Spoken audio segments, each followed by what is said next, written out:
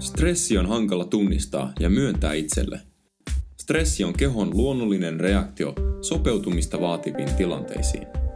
Sopiva määrä stressiä pitää ihmisen toimeliaana, motivoituneena ja innostuneena.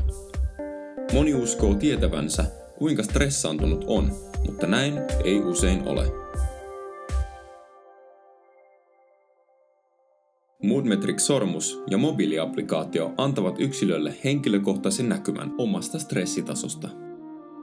Työn imu, haastava elämäntilanne, vaativat harrastukset, kaikki lisäävät kuormitusta huomaamatta. Elimistö ei tiedä, onko stressi positiivista vai negatiivista. Myös innostuksesta täytyy palautua. Pitkään jatkuva stressitila voi johtaa stressikroonistumiseen. Tästä syystä on tärkeää tietää, milloin irtaantua työstä ja levätä.